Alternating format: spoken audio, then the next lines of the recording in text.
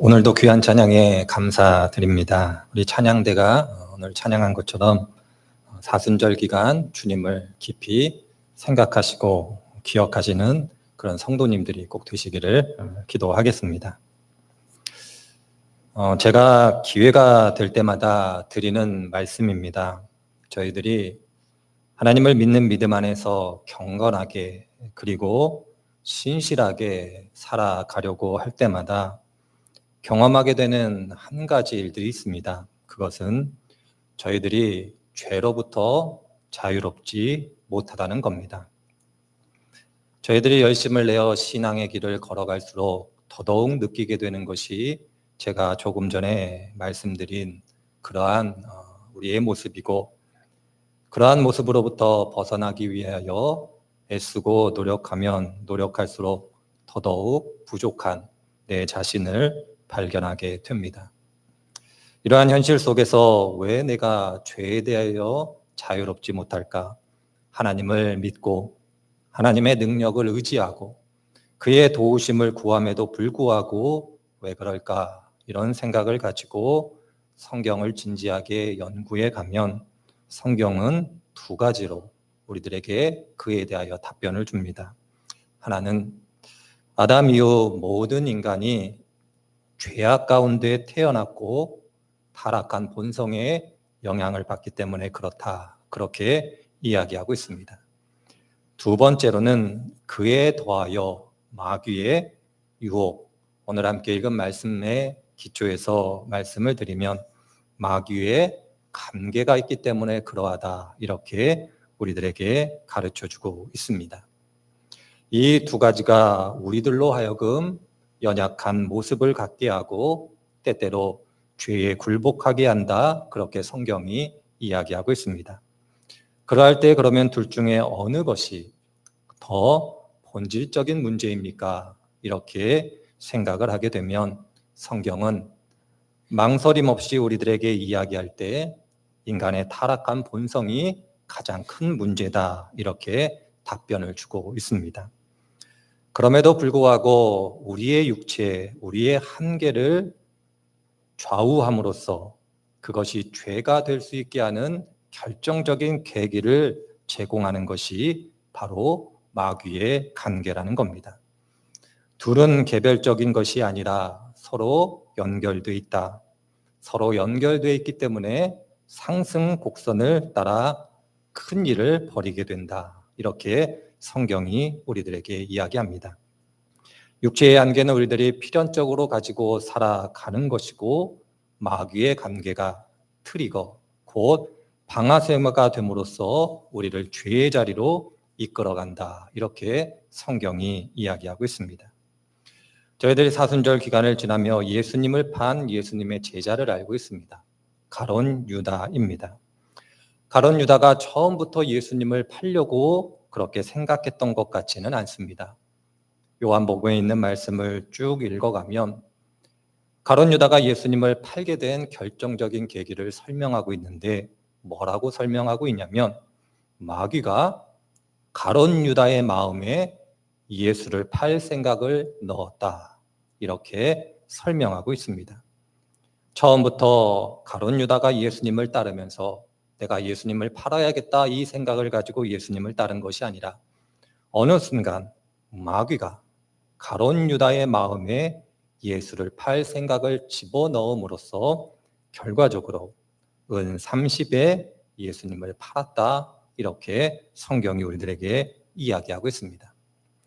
사도행전의 초대교회를 보면 참 아름다운 교회입니다. 이상적인 교회고 저희들이 본받아야 될 그러한 교회의 모습입니다. 그럼에도 불구하고 이 사도행전에 나타난 교회도 여러 가지 어려움이 있었음을 보게 될 때에 여러분들이 잘 아시는 아나니아와 삽비라의 이야기를 아실 줄 압니다. 하나님의 은혜를 따라 자기의 모든 재산을 팔아 하나님께 드리려고 합니다. 그러한 마음을 가지고 온 재산을 팔았는데 그 재산을 다 가지고 오지 않습니다. 이때 베드로가 그 사실을 안 다음 아나니아와 삽비라를 향하여 이렇게 얘기합니다. 사탄이 마음에 가득하여 판값 중에 일부를 감추었다. 처음부터 아나니아와 삽비라가 자신의 재물을 팔아 일부를 숨기려고 마음먹지는 않았을 겁니다. 그런데 어느 순간 마귀가 틈을 타 그의 마음속에 하나님께 모든 것을 드리지 말라고 그렇게 유혹했을 겁니다. 가룟 유다도 그렇고 아나니아와 삽비라도 그렇고 인간의 연약함을 지니고 있었을 겁니다. 그런데 그 연약함을 죄로 이끌어간 마귀의 관계가 있음을 성경이 우리들에게 이야기해주고 있습니다. 이와 대조적으로 성경을 읽어가다면 마귀의 유혹, 마귀의 관계가 죄가 되지 않은 한 인물을 보게 됩니다. 바로 그 인물은 예수님이십니다. 40일을 금식하신 다음 3가지 마귀의 유혹 시험을 받게 됩니다. 결과적으로 마귀의 유혹을 이기고 승리하게 됩니다. 그렇다면 예수님과 가룟 유다, 아나니아와 삽비라 우리들과의 차이가 어디에 있을까 생각해 보지 않을 수 없습니다. 왜 예수님은 유혹을 받으셨는데 이기셨고 우리들은 유혹을 받음으로 승리하지 못하게 되는가? 그렇게 고민해 보면 히브리서 4장 15절에 명확하게 우리들에게 가르쳐주고 있습니다. 그 말씀은 이렇게 우리들에게 이야기합니다. 예수님은 모든 일에 우리와 똑같이 시험을 받으신 분이지만 그는 죄가 없으신 분이다. 달리 얘기하자면 예수님은 우리와 같은 성정을 지니고 있지만 그는 아담의 후예이나 아담의 죄의 본성을 가지고 있지 않으시기 때문에 마귀의 관계, 마귀의 유혹이 와도 승리할 수 있다. 그렇게 이야기하고 있습니다. 달리 말씀드리자면 우리가 예수님이 아니다라면 아니기 때문에 우리들은 항상 마귀의 관계에 노출되어져 있고 어느 순간 죄의 자리로 내려갈 수 있다는 겁니다. 그래서 에베소서에 있는 말씀은 우리들에게 끝없이 속사람이 강건하여져야 된다라고 강조하는 이유가 여기에 있습니다. 예수님처럼 할 수는 없으나 우리들의 속사람이 강건해지면 마귀의 관계를 이길 수 있다라고. 그리고 동시에 속사람이 강건해지는 것과 동시에 또 한 가지 우리들에게 권면하고 있는데 그것이 바로 오늘 함께 읽은 말씀입니다. 너희들의 속사람이 강건하여지고 더불어 하나님의 전신갑주를 입어야 된다. 이것을 통해서 너희들이 마귀의 관계를 이겨내야 된다. 이렇게 이야기하고 있습니다. 우리들은 연약할 것입니다. 하나님께서 부르시는 그날까지 연약함을 가지고 살아갈 것입니다. 그 연약함이 있다 할지라도 그리고 마귀의 공격이 있다 할지라도 그 공격을 방어하고 막아낼 수 있다라면 죄의 자리에 내려가지 않을 겁니다. 그런 의미 속에서 오늘 성경 말씀이 우리들에게 전신 갑주를 입으라고 이야기하고 있는 이유이기도 합니다. 14절 이하 17절을 보면 6가지 하나님의 전신 갑주를 우리들에게 가르쳐주고 있습니다. 진리의 허리띠, 의의 호심경, 평안의 복음의 신, 믿음의 방패, 구원의 투구, 성령의 검 6가지를 우리들에게 가르쳐주고 있습니다. 이 하나하나가 한편의 설교가 될 수 있을 정도로 많은 내용을 담고 있습니다.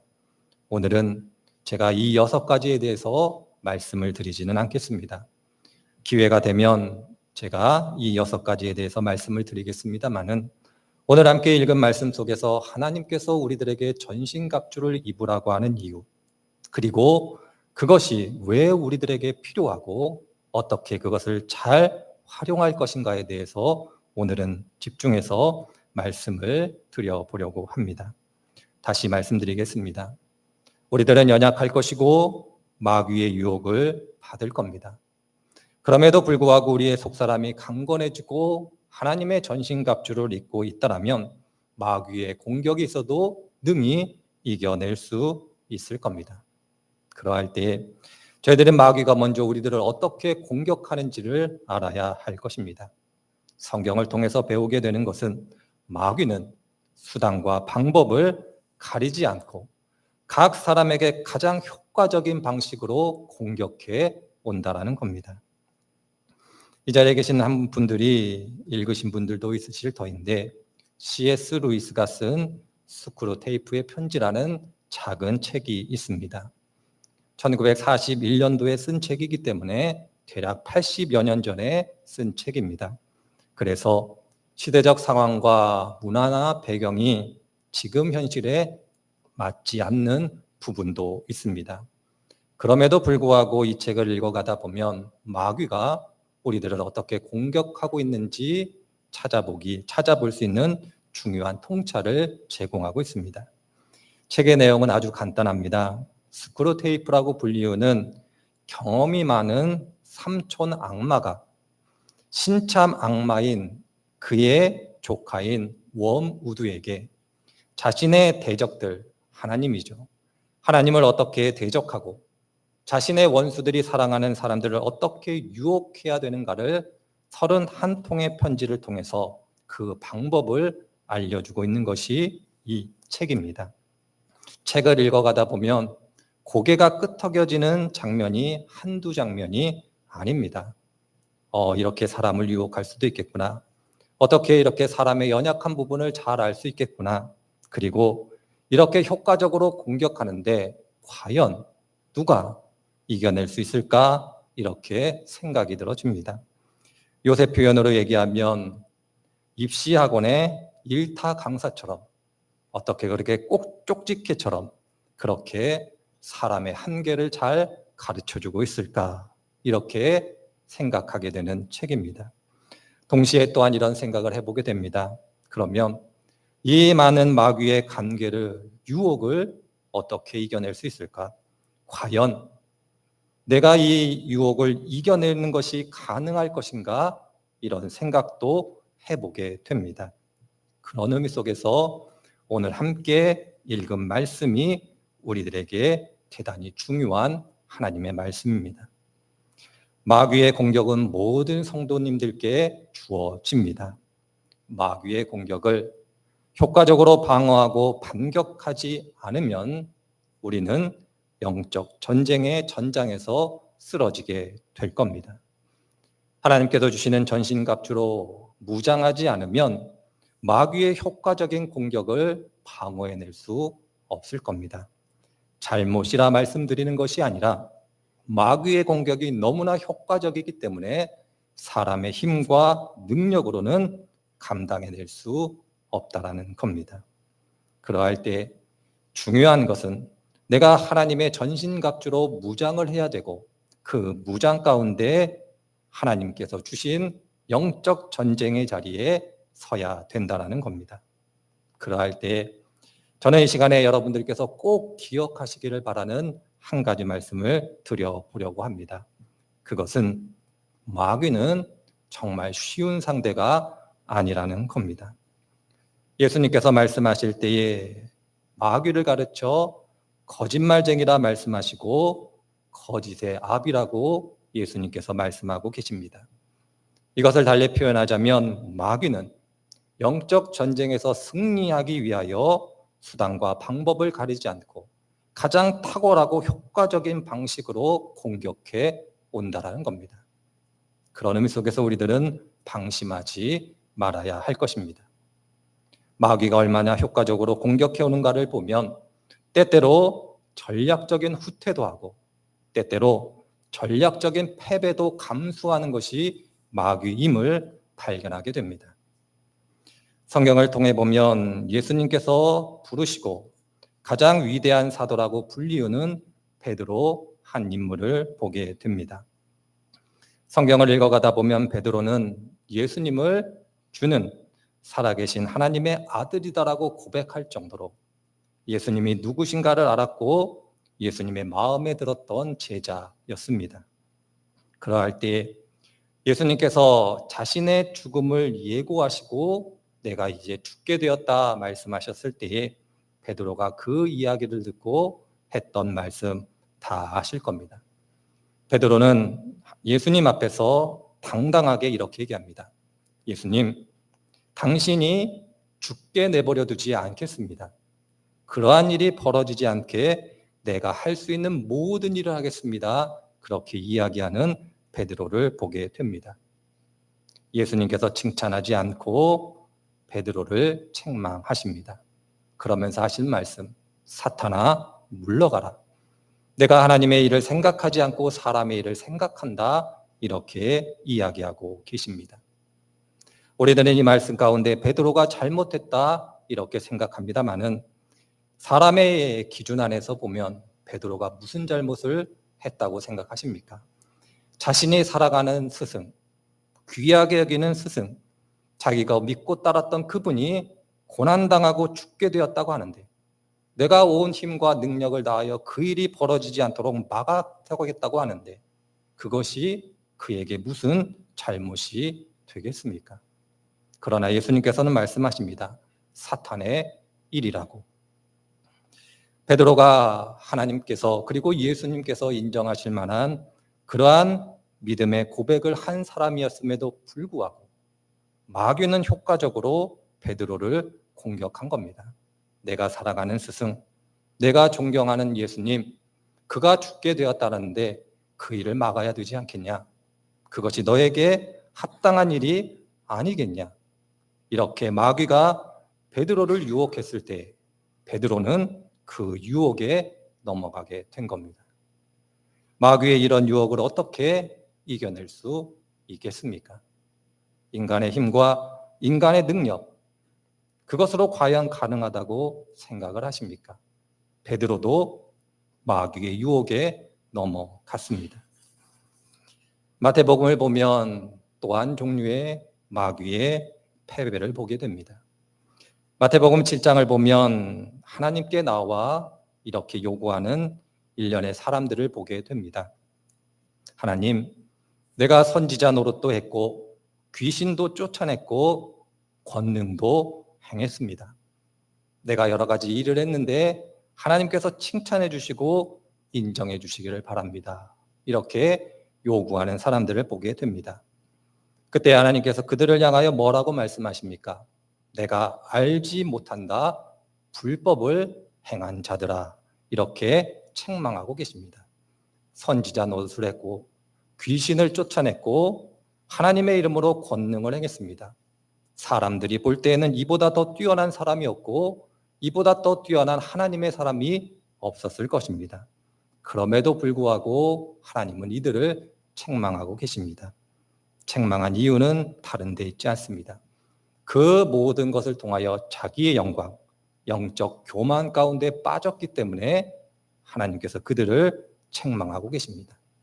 마귀는 자기가 패배함으로써 누군가를 교만의 자리로 몰아갔고 그럼으로써 자기의 승리를 이끌어내는 존재가 마귀임을 마태복음 7장에 있는 말씀을 통해서도 배우게 됩니다. 마귀가 잠시 잠깐 패배할 수도 있고 잠시 잠깐 후퇴함으로 우리들을 흔들 수도 있습니다. 다시 한번 말씀드립니다.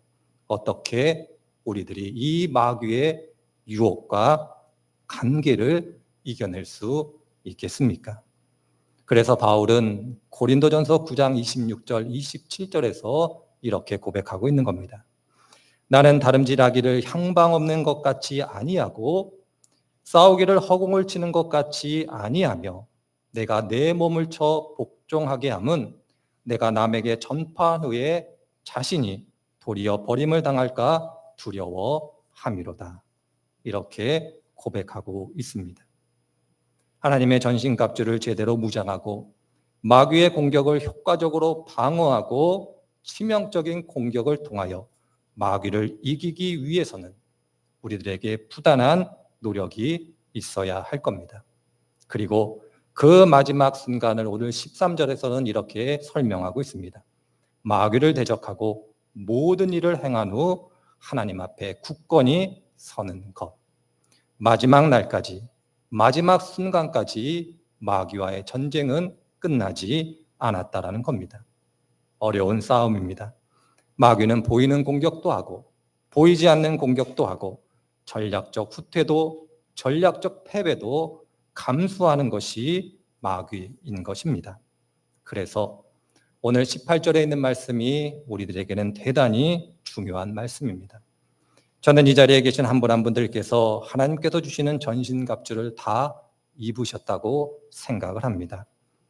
그럼으로써 마귀와 대적하는 영적 전장의 자리에 섰다라고 믿어 의심하지 않습니다. 그런데 중요한 게 있습니다. 그 갑옷을, 그 전신갑주를 효과적으로 운용하지 못한다면 아무런 의미가 없다라는 겁니다. 그래서 오늘 18절에 있는 말씀, 너희들이 전신갑주를 취하고 그 전신갑주를 효과적으로 운용함으로써 마귀의 공격을 방어하기 위해서는 항상 성령 안에서 기도하고 이를 위하여 기도하라고 우리들에게 권면하고 있는 이유가 여기에 있습니다. 아무리 뛰어난 전투기라고 해도 연료가 없으면 무용지물입니다. 여러분들이 아무리 좋은 차를 가지고 있더라도 배터리가 나가면 무용지물입니다. 하나님께서 주시는 전신갑주를 취하여 입고 있다 할지라도 그것을 효과적으로 운용할 수 없다면 그 전신갑주는 무의미할 것입니다. 바로 그래서 오늘 18절에 있는 말씀이 대단히 중요합니다. 항상 성령 안에서 기도하고 이를 위하여 기도하라. 성령 안에서 기도하기를 바랍니다. 그런데 성령 안에서 기도하시지 못한다면 성령 안에서 기도하기를 위해서 기도하라는 겁니다. 성령 안에서 기도하기 위해서는 먼저 성령의 사람이 되어야 합니다. 성령의 사람이 누구인가는 에베소서 말씀을 통하여 사도 바울이 우리들에게 분명히 가르쳐 주었습니다. 하나님께서 깨끗하게 하신 새 사람을 지키는 사람, 그 새 사람의 심령 가운데 착함과 의로움과 진실함을 채워가는 사람, 내주하시는 성령 하나님의 뜻에 전적으로 순종함으로 성령 충만의 길을 따라 살아가는 사람, 바로 이러한 사람이 성령의 사람입니다. 이 성령의 사람이 되어 하나님 앞에서 기도할 때 우리는 능히 이겨낼 수 있을 겁니다. 그런 의미 속에서 그리스도인들은 기도를 쉬어서는 안 됩니다. 어디에 있든지 무엇을 하든지 어떤 순간에서든지 하나님께 기도하는 것을 쉬는 순간 우리들은 영적 전쟁 그 자리에서 패하게 될 것입니다. 아무리 뛰어난 운동선수라 할지라도 운동을 쉬면 큰 손실이 온다고 합니다. 그것을 다시 회복하기 위해서는 많은 노력이 필요하다고 이야기를 합니다. 마찬가지입니다. 저희들도 성령의 사람이 되어 하나님의 전신갑주를 취한 것도 중요하고 값진 것입니다만 그것을 지켜내는 것 또한 우리들의 의무이고 우리들의 하나님께서 주는 목표임을 잊지 않아야 할 겁니다. 성령 안에서 기도하시기를 바랍니다. 성령 안에서 기도하시기가 어렵다라면 기도할 마음을 달라고 기도하시기를 바랍니다. 이것이 바로 오늘 말씀을 통해서 하나님께서 우리들에게 신신당부하시는 겁니다. 전신갑주는 하나님의 은혜의 영역입니다. 그것을 운용하고 그것을 지켜가는 것은 우리의 책임입니다. 그러할 때 이 자리에 계신 한 분 한 분들께서 기도의 자리, 기도하는 일을 쉬지 않으시기를 바랍니다. 저희 교회가 지난주부터 기도회로 모이기 시작했습니다. 바라기는 성도님들께서 많이 오셔서 함께 기도해 주시기를 바랍니다. 부득불 시간상 기도에 참석하시기 어렵다라면 기도의 시간을 기억하시고 어느 자리에 있든지 함께 마음을 모아 기도해 주시기를 바랍니다. 그러면 저희 교회는 그리고 저희 성도님들 한 분 한 분들은 영적 전쟁의 자리에서 승리하고 하나님 앞에 당당히 서게 될 것입니다. 이를 위하여 마음을 모아주시는 귀한 성도님들이 되시기를 주의 이름으로 축원을 드립니다. 하나님 오늘도 저희들에게 귀하고 복된 날 주시고 하나님께 나와 예배할 수 있도록 은혜를 주시니 감사드립니다. 오늘 주신 말씀 기억하게 하시고 이 말씀을 따라 살아갈 때 하나님께서 능력 주시는 귀한 분들이 되게 하여 주옵소서. 특별히 오늘 주신 말씀 기억할 때 한 분 한 분들께서 성령 안에서 기도하시는 귀한 분들이 되게 하여 주옵소서. 감사드리며 예수님의 이름으로 기도드립니다.